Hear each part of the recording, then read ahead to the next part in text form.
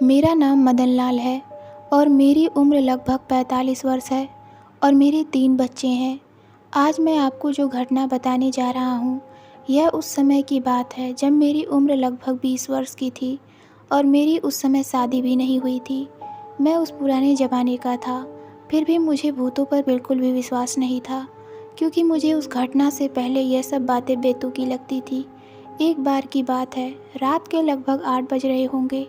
शायद मैं खेतों की तरफ शौच करने गया था। मैं शमशान घाट को पार करके जंगल की तरफ शौच करने को गया हुआ था। हमारे गांव के पास ही एक शमशान घाट था। वैसे मैं रोज़ उस ओर ही शौच करने को जाया करता था। यह मेरे लिए आम बात थी।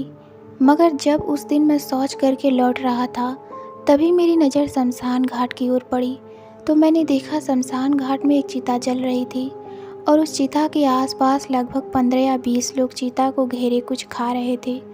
मुझे यह देखकर बड़ा ही अजीब लग रहा था, क्योंकि चिता की आग उस समय बहुत तेज़ थी और गर्मी का महीना था, पर वो सब चिता के एकदम पास बैठकर कुछ खा रहे थे।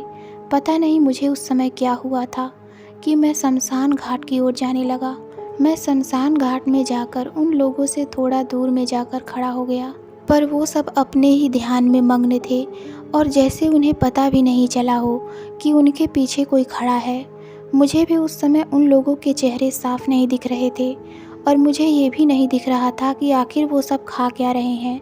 और यही देखने के लिए मैं उन लोगों के थोड़ा पास जाने लगा। तभी उनमें से एक आदमी को जैसे पता चल गया हो कि उनके पीछे कोई है, और तभी वो आदमी एकदम से पीछे मुड़ा और जैसे ही मैंने उस आदमी का चेहरा देखा तो मेरी चीख निकलने ही वाली थी, पर मैंने अपनी चीख को किसी तरह रोका। पर मानो उस समय मुझे ऐसा लग रहा था जैसे डर के मारे दिल की धड़कन रुक जाएगी, क्योंकि मैंने देखा उस आदमी की दोनों आंखें नहीं हैं, बस आँख की जगह 2 काले छेद थे और उसका पूरा चेहरा जला हुआ था और उसके एक हाथ में इंसान का एक हाथ था और वो आदमी उसी हाथ को खा रहा था और सब इंसान के कोई ना कोई अंग खा रहे थे। मैंने जैसे ही यह सब देखा तो मैं तुरंत पीछे मुड़ा और अपने घर के लिए फुल स्पीड में भागने लगा और मैं सीधा अपने घर ही जाकर रुका। उस समय तो मैंने यह बात अपने घर में किसी को नहीं बताई और मैं खाना पीना खाकर अपने बिस्तर में सो गया। उस रात तो मेरे साथ कुछ भी नहीं हुआ, पर जब मैं सुबह देर तक सोता रहा तो मेरे पिताजी मुझे उठाने के लिए आए तो उन्होंने देखा मेरा पूरा शरीर बुखार से तप रहा था। फिर मेरे पिताजी ने मुझे सोने दिया और मेरी माताजी से मुझे काढ़ा बनाकर देने को कहा। उस समय हर जगह पर तो डॉक्टर हुआ नहीं करते थे, इसलिए गांव में ज़्यादातर लोग बुखार के समय काढ़ा ही पिया करते थे और काढ़े से लोगों का बुखार भी ठीक हो जाता था।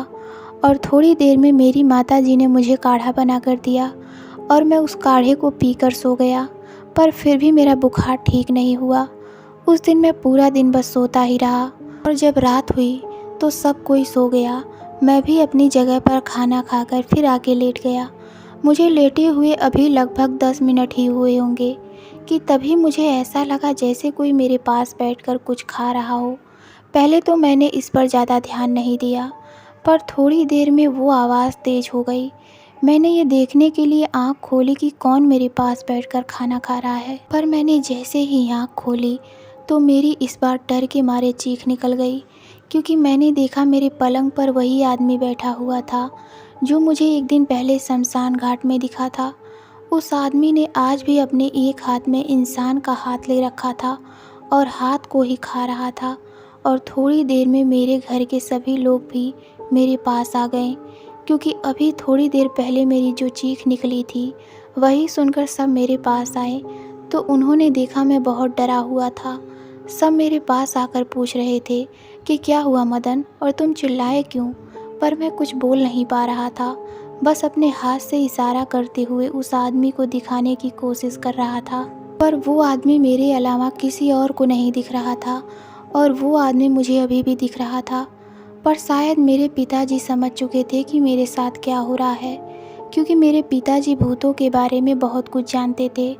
तभी मेरे पिताजी तुरंत घर के मंदिर के अंदर गए और वहाँ से तुरंत गंगा जल लेकर आए और घर के आसपास छिड़कने लगे और पता नहीं कौन सा मंत्र पढ़ने लगे और थोड़ी देर में वो आदमी भी गायब हो गया।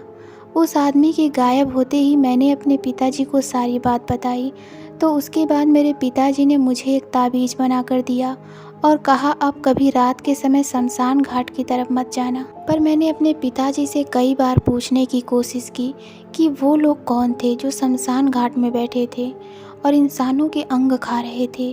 पर मेरे पिताजी ने मुझे उस बारे में कुछ नहीं बताया और उन्होंने बस मुझे वहाँ रात में जाने से मना किया और मैं भी उस दिन के बाद से वहाँ रात में कभी नहीं गया और वो आदमी भी मुझे कभी नहीं दिखा।